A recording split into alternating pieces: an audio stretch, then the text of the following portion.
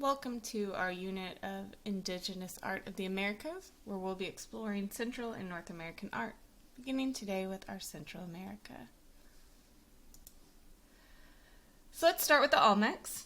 Now, the Olmecs is a name given to them later by the Aztecs, so we're not sure of the original name of these people, but they lived along the Gulf Coast of Mexico, the modern-day Mexican states of Tabasco and Veracruz, from 1600 to 350 BCE, when likely environmental factors made their villages unlivable, and so we have the fall of the Olmec civilization.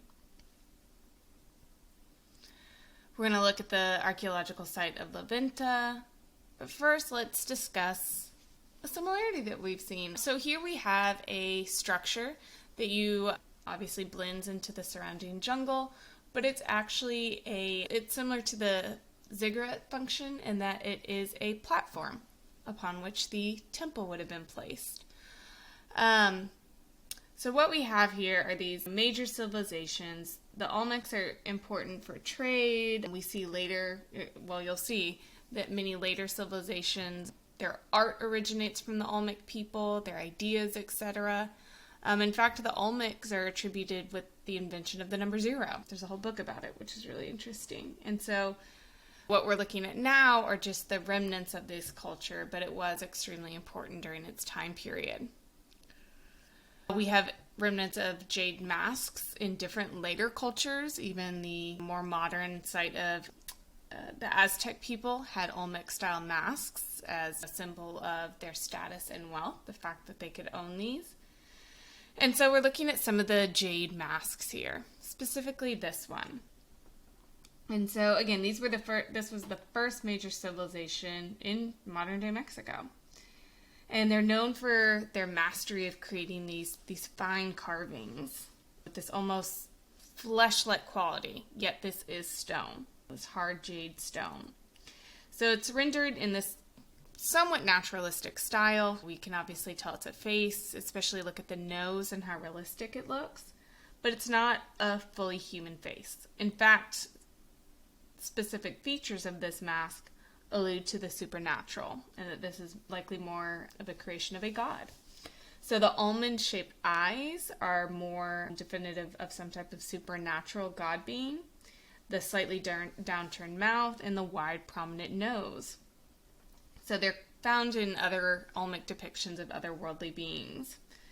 There's an argument to be made that this is representing the Olmec maize god, so similar to corn, which is a staple for many North and Central American people's diets. And so there's this defined protrudence on his on his forehead, and so that is part of the creation story of the belief where maize grew from the earth, and with the origin of this Olmec maize god, and so it represents maize. So there's an argument to be made that this represents him. Oh, he also would have had decorative ornamentation on his ears, these earrings. And so we see similar facial motifs on these Olmec colossal heads, which is probably what the Olmecs are best known for. However, there's some argument to be made that these are actually representations not of Olmec deities, but of Olmec rulers, for a few reasons. First, we found numerous ones. They're over 9 feet tall. Each weighs about 200 tons. We've found 17 thus far. They have similar aspects of what defines a deity in Olmec art. However, they're a little more individualized and realistic. So if you'll notice, the eyes have a more naturalistic shape. And look how each one is different. So that individualization leads us to believe that these are portraits of particular individuals, of rulers. Also note that the headdresses, these helmets that they're wearing, each is different. So there's another argument to be made. And they were found buried. And they were purposefully buried. So they weren't just like covered over earth over centuries. These were purposefully buried. So there's an argument to be made that with the fall, that whatever new culture came in, whatever new power came in, is that they buried these sculptures to erase the past power and to create their own. So again, consider how we've seen that iconoclasm throughout history across the globe. And so these stone heads are, again, what most people associate with the Olmecs.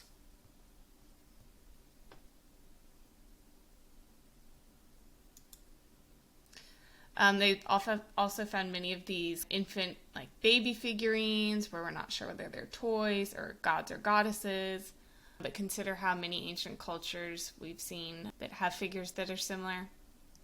Here is Levinta, the archaeological site.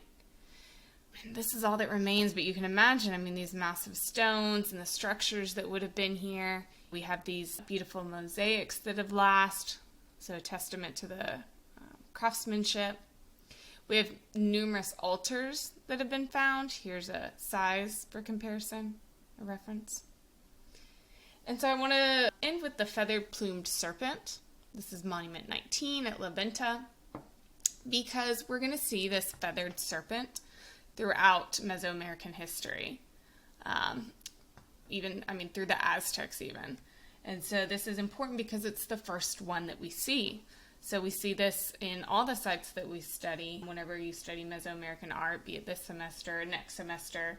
And the plumed serpent, this feathered serpent, is one of the main deities. And we first see it here. So the Olmec influence